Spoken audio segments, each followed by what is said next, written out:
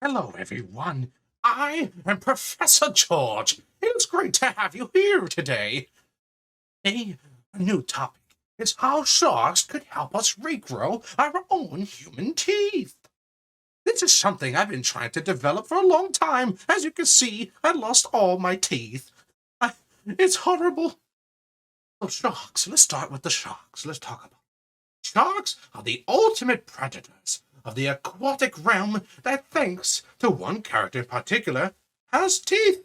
Not only are sharks' teeth razor sharp, but they are also consistently regrown throughout their lives. They are sometimes replaced through a conveyor belt or rows of teeth, not just when they fall out or get worn. This is in stark contrast to humans. We only develop two sets of teeth in our lives. This is okay though, since our lives are very few and we don't really have to forage for much food. But with modern medicine greatly extending our lives and our diets much more abrasive and acidic, these two sets are often not enough. So we sometimes get dentures. Your grandparents might have some of that. Dentures, you ever seen it? You ever fall into your dinner every now and then? Well, sharks don't actually regrow teeth one by one, but have multiple rows inside their jaw that are constantly regrown. When a tooth on the edge of the jaw drops out, the corresponding tooth in that row behind it moves forward to replace it. The underlying soft tissue anchor and carry each tooth like a conveyor belt. When juvenile sharks emerge from the egg cases of their mother's womb, they have fully developed conveyor belt teeth. Isn't that crazy?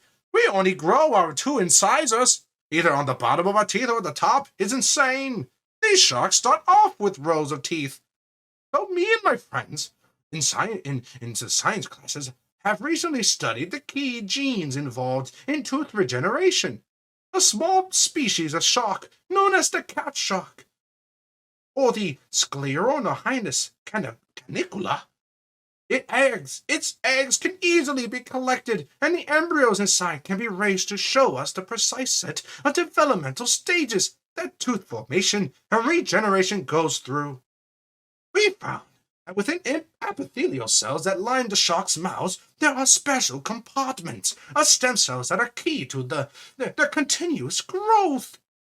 Without these stem cells, the sharks would suffer like humans with only a restricted set of teeth, which would in turn affect their success as hunters at the top of the food chain. We analyzed those stem cells and found out in those sharks' mouths and deciphered the active genes involved in the tooth regeneration. All vertebrates' teeth, from sharks to mammals, are incredibly similar.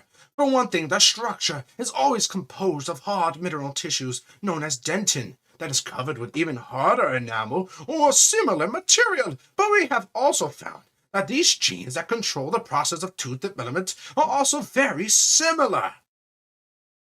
The signaling, called WNT signaling, inside human teeth development is also when you, let's take a step back. So, teeth, when you damage your teeth, WNT signaling happens. That is basically a reparative process that begins in your teeth for dentin to be regrown by mesenchymal cells who produce odontoblast cells. However, these, just like sharks, begin a reparative process, but it is possible that we could actually regrow our teeth. The next phase of the research is to compare the shark's tooth genetic signature to the human one to find out if sharks have some genes that are inactive in humans. That might offer clues to the mechanisms of how this happens.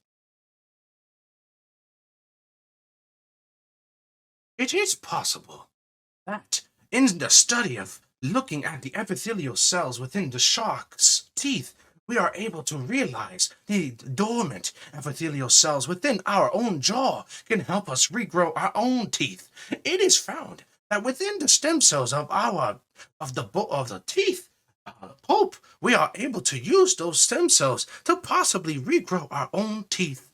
It would be an amazing discovery. Too bad it's in early development, but we'll get there very soon, I'm sure. Well, it is a pleasure to be your professor today. I hope you all have a great day, and I'll see you on the next study.